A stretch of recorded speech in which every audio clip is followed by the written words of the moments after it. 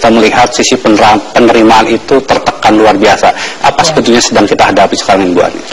Ya, sebetulnya sisi penerimaan negara terutama dari sektor pajak dan pajak yang non-migas, tapi pajak migas juga sangat terpengaruh. Harga komoditas 2 tahun terakhir ini baik dari sisi perekonomian global yang masih lesu, tidak ada pemulihan yang seperti diharapkan, perekonomian RRT yang mengalami juga pelemahan, itu semua berakibat kepada ekspor import kita melemah. Di semua negara juga mengalami hal yang sama, harga komoditas sangat lemah, dan ini kemudian berakibat pada dalam negeri seperti sektor konstruksi, perdagangan yang sangat terimbas dengan sektor atau pengaruh pertama tadi, sehingga penerimaan pajak kita memang sangat dipengaruhi oleh aktivitas ekonomi yang denyutnya tadi sangat dipengaruhi oleh kondisi global yang tidak positif. Apakah ini tidak diantisipasi, Bu, bahwa ada tekanan global yang memang akan berpengaruh pada sisi penerimaan? Ya, dari sisi perencanaan anggaran, waktu itu pemerintah memang membayangkan akan ada suatu effort atau upaya ekstra yang bisa mendongkrak penerimaan. Saya yakin memang ada ruangan untuk bisa memperbaiki penerimaan negara melalui upaya-upaya ekstra ini. Oleh karena itu reformasi perpajakan menjadi penting. Namun karena pukulan yang sifatnya langsung terhadap kegiatan ekonomi sehingga menyebabkan volume dari penerimaan pajak yang berasal dari aktivitas yang ada itu menurun secara sangat tajam.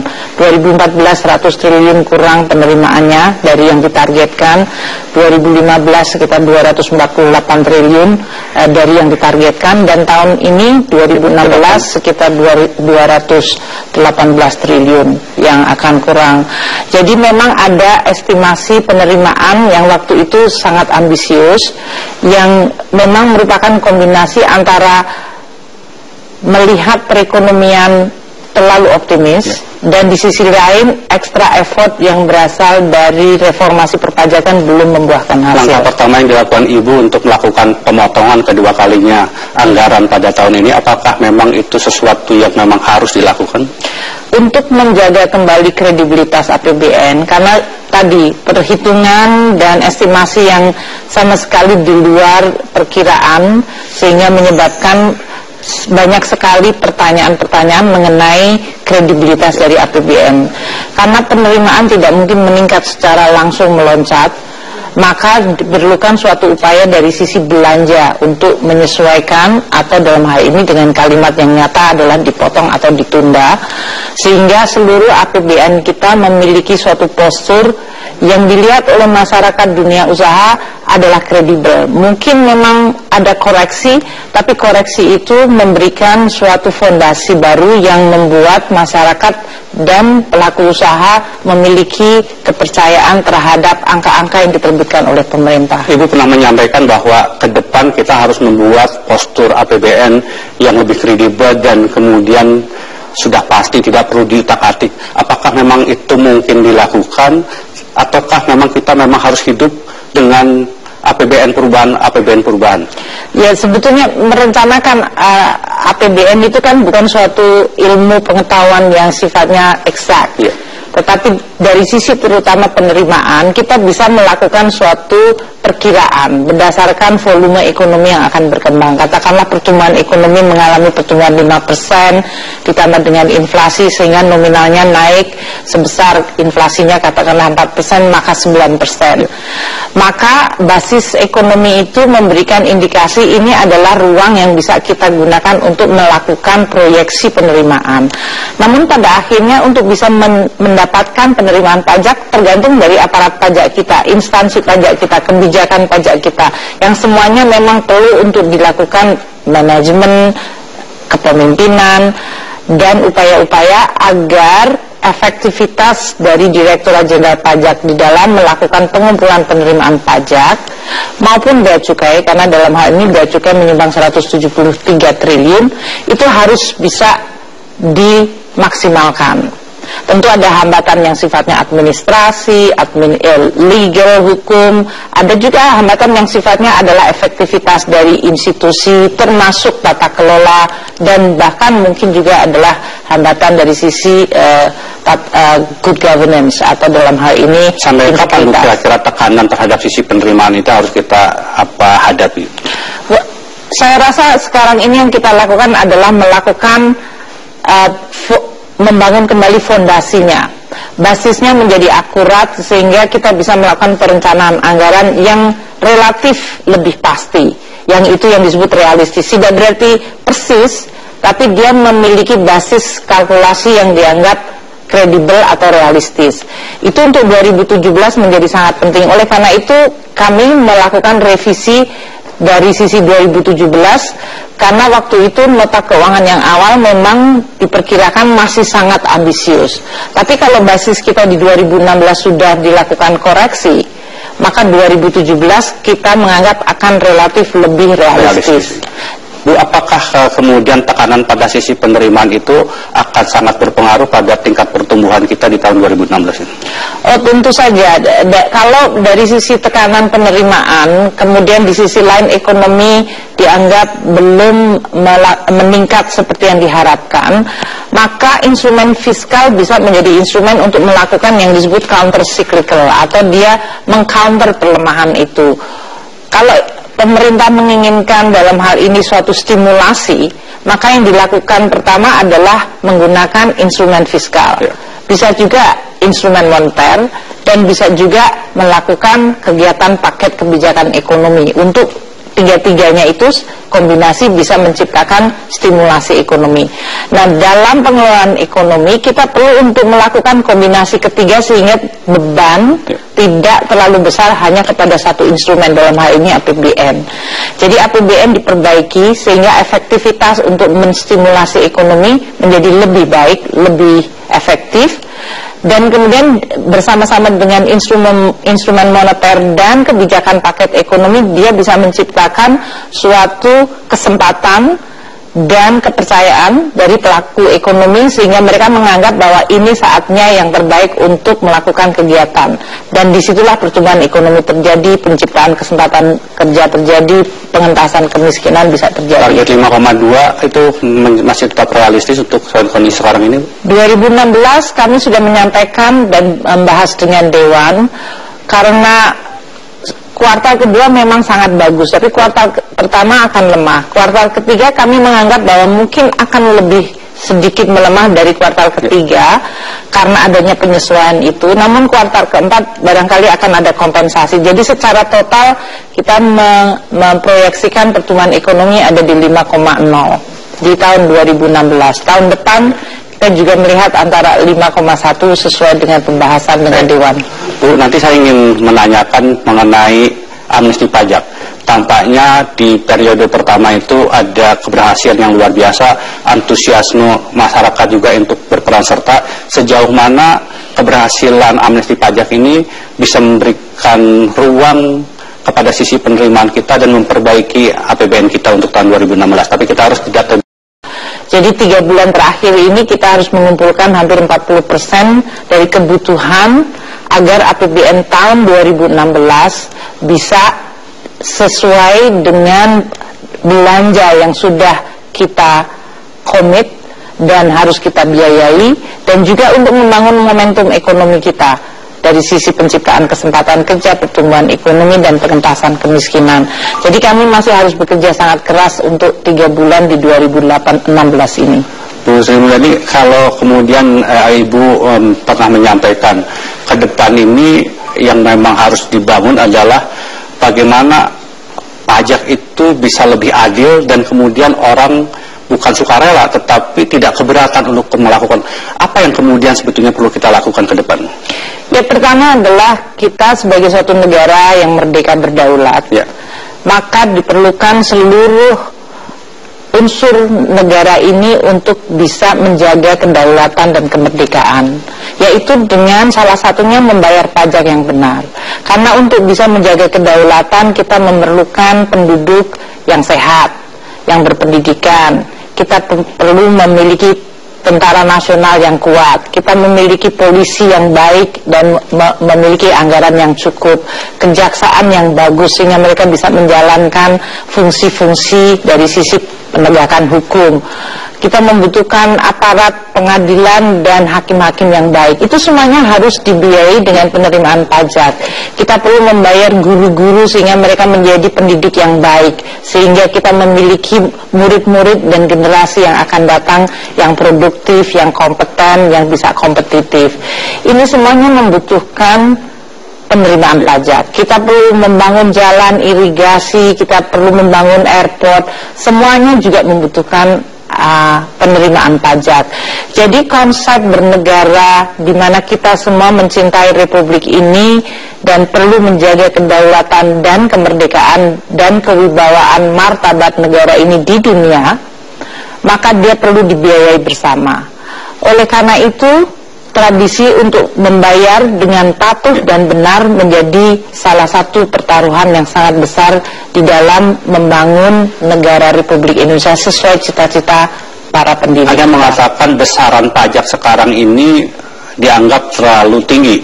Bahkan pajak badan itu kita jauh di atas Singapura. Kalau kita melihat negara-negara lain sekarang berlomba untuk bagaimana menarik investasi, juga salah satunya digunakan alat pajak. Apakah mungkin kita kemudian ke depan melakukan hal yang sama? Dari sisi tingkat tentu kalau membandingkan dengan satu negara menjadi tidak fair. Walaupun Indonesia selalu tertarik dan tergoda hanya membandingkannya dengan Singapura.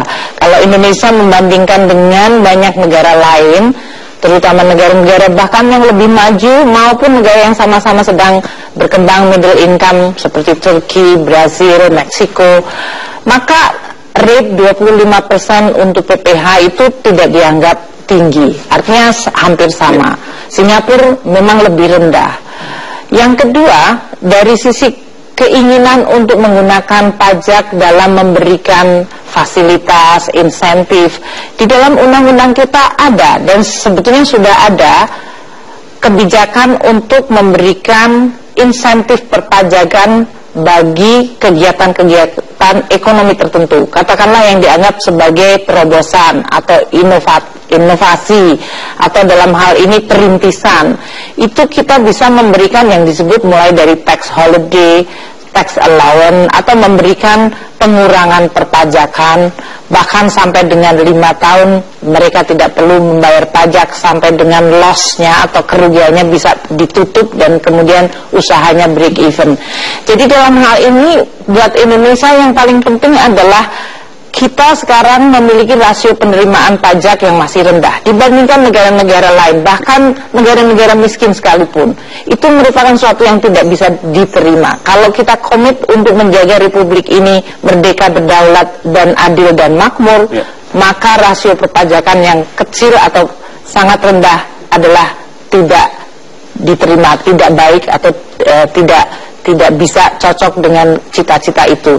Perbaikan itu hanya bisa dilakukan. Kebutuhan untuk memberikan insentif agar dunia usaha berminat, investasi datang dan hadir di Indonesia atau dari kita sendiri, itu bisa diakomodasi melalui berbagai tax insentif yang bisa dilakukan. Dan banyak sekali survei mengatakan bahwa halangannya tidaklah hanya pajak. Banyak faktor lain, katakanlah biaya ekonomi yang tinggi, infrastruktur yang masih dianggap kurang, dan oleh karena itu perlu bagi kita untuk menyelesaikan secara komprehensif, secara menyeluruh, sehingga orang tidak hanya melihat hanya satu instrumen APBN atau satu khusus pajak saja. Karena persoalan di dalam perbaikan pengelolaan ekonomi seperti yang disampaikan oleh Presiden Jokowi adalah menyangkut berbagai hal yang sekarang ini sedang giat untuk diselesaikan. Pembangunan infrastruktur, reformasi birokrasi, mengurangi korupsi, mengurangi inefisiensi, perbaikan dari sisi kemampuan kita untuk menciptakan generasi muda yang baik melalui pendidikan yang baik, bahkan berbagai instrumen seperti memperbaiki kredit usaha rakyat untuk usaha kecil menengah, semuanya dilakukan untuk menciptakan momentum pertumbuhan sambil kita juga menyelesaikan masalah-masalah fundamental struktural yang tadi disebutkan. Tahun 2017 lalu untuk mengajak masyarakat lebih bertanggung jawab dalam membayar pajak, pendekatannya itu dengan mengajak merangkul mereka atau kemudian dengan sebetulnya dalam tanda petik peringatan bahkan sanksi-sanksi? Pengampunan pajak merupakan suatu kesempatan yang luar biasa baik bagi masyarakat untuk memanfaatkan. Undang-undang ini mengatakan untuk ikut pengampunan pajak ini merupakan hak. Jadi sebetulnya masyarakat boleh memilih. Diberikan waktu 9 bulan, dibagi dalam 3 bulan. Mereka tentu perlu untuk melihat kalau mereka sudah membayar pajak SPT tahun lalu 2015, kita perlu melihat apakah saya sudah melaporkan seluruh pendapatan saya secara baik, termasuk harta yang saya miliki, sehingga dia mencerminkan kewajiban yang memang diharuskan oleh konstitusi kita.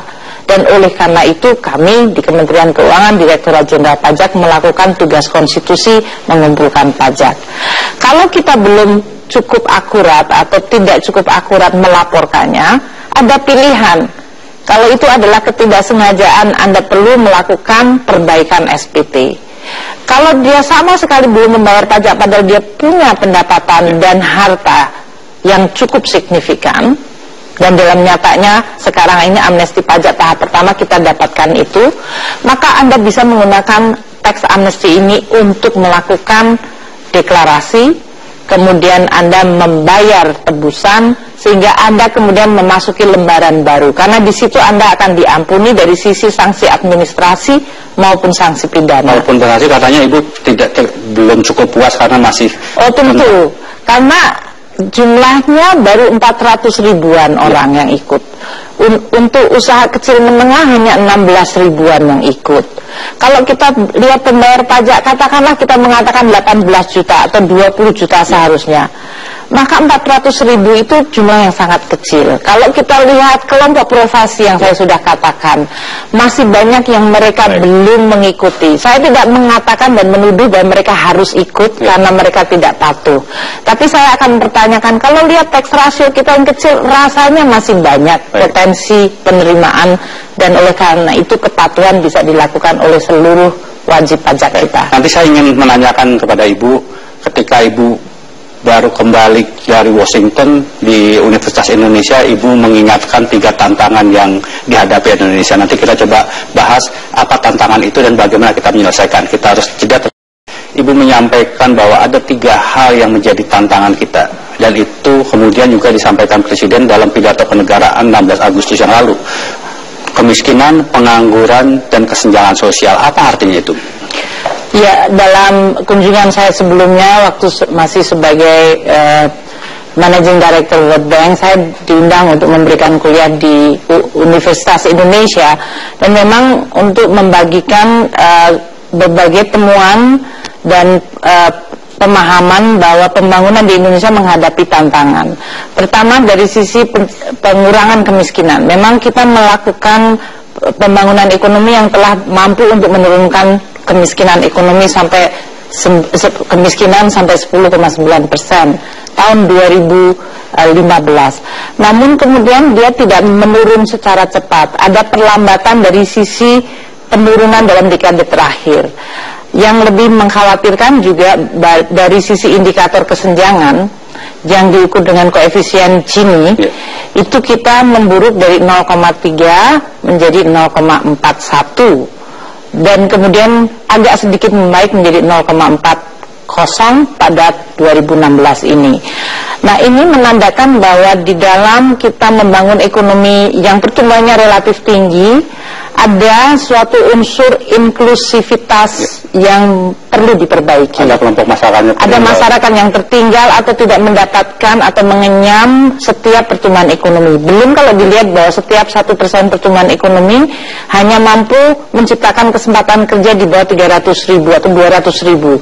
Itu menggambarkan kemampuan dari setiap pergerakan ekonomi untuk menaikkan kemakmuran masyarakat, terutama yang paling bawah, yaitu 40% terendah, itu sangat bisa diperbaiki. Disitulah pesan yang utama, dan memang kemudian Presiden Jokowi di dalam nota keuangan 2017 menginginkan bahwa kebijakan di dalam perekonomian Indonesia, terutama menggunakan instrumen fiskal, bisa mengadres atau melakukan penyelesaian dari ketiga masalah itu, yaitu dari sisi penerimaan maupun pendapatan, dua-duanya sangat efektif. Kalau dari sisi penerimaan pajak itu instrumen yang ampuh untuk melakukan redistribusi. Kalau 1% masyarakat Indonesia yang menguasai 50% aset, mereka membayar pajak dengan benar, maka dia tidak hanya meredistribusikan kekayaan dari 1% ini, tapi uang yang diperoleh bisa kita gunakan untuk investasi, mengurangi kemiskinan, untuk membuat sanitasi, menciptakan fasilitas kesehatan, pendidikan, jalan raya, infrastruktur yang sangat dibutuhkan untuk masyarakat miskin, sehingga mereka mampu untuk meningkatkan kondisi ekonominya, untuk bisa menciptakan berbagai kesempatan kerja yang kemudian bisa menciptakan kelompok middle atau tengah ini mampu memiliki daya beli, dan dia akan menjadi mesin pertumbuhan juga. Jadi dalam hal ini pajak sangat penting, dan sisi kedua belanja ini juga penting. Ada lagi studi Bank Dunia menunjukkan bahwa kalau kita membelanjakan APBN kita secara lebih baik, yaitu mengurangi inefisiensi seperti yang Presiden Jokowi sering mengatakan, hilangkan inefisiensi belanja-belanja yang dianggap tidak menciptakan penciptaan kesempatan kerja secara langsung, menunjang pembangunan infrastruktur, atau langsung menangani masalah kemiskinan, hilangkan. Atau dalam hal ini kita bisa merealokasikan belanja agar subsidi tepat sasaran, agar investasi bisa berjalan melalui infrastruktur yang dibangun, sehingga ini akan menimbulkan confidence atau percaya dari masyarakat dan pelaku ekonomi bahwa instrumen APBN ini betul-betul bisa bermanfaat bagi masyarakat miskin, bagi kelompok menengah, dan bahkan untuk yang 1% terkaya pun, waktu mereka membayar pajak dan pajak